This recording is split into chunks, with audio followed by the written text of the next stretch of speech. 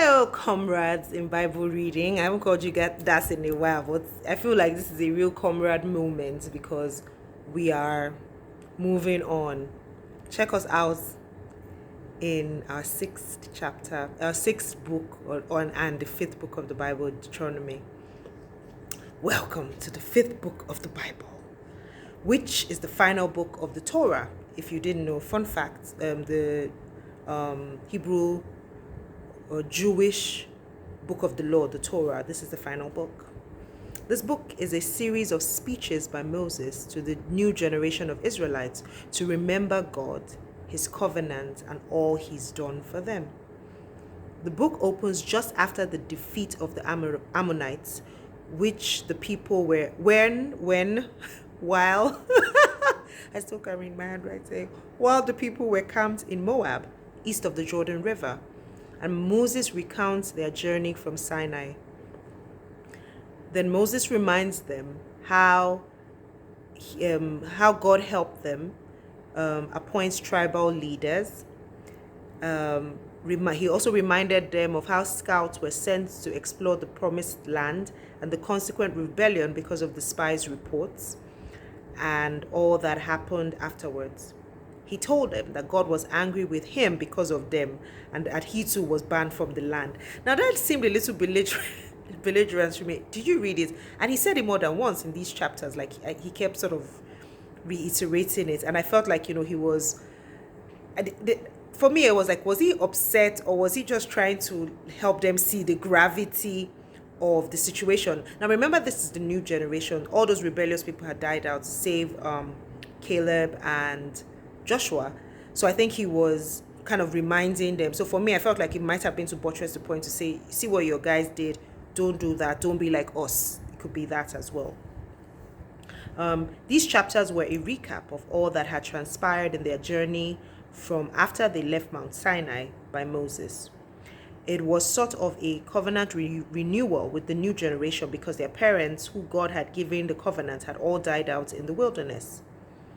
One of the things that Moses highlighted that stood out to me was that the Israelites were told of the lands that they could take and the lands that they couldn't take that didn't belong to them. Now, if you remember, at some point, God was talking about the Edomites. Those are the descendants of Esau, and how he gave them victory over giants in their land so that they could take that land. And also for the Moabites, who were the descendants of Lot.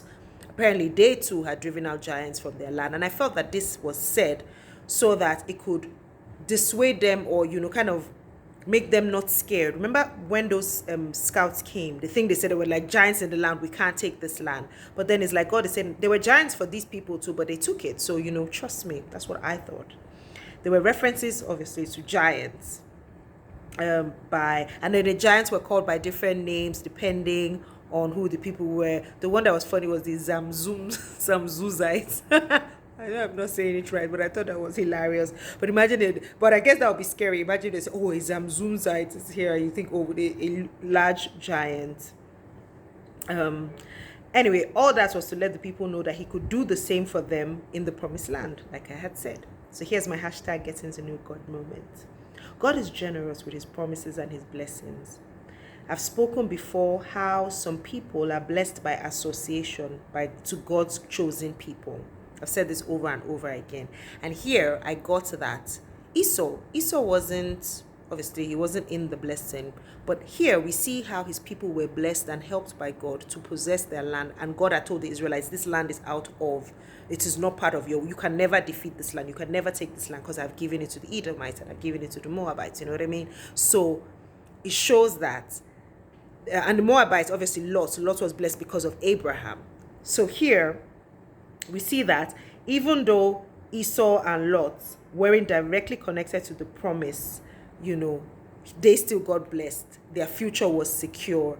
Their people and their descendants were, secure in God. How comforting is that? It made me think. I was like, perhaps I should start looking around the people around, looking at the people around me and see who's blessed, who can I get blessed by association? And then also who can get blessed by association with me?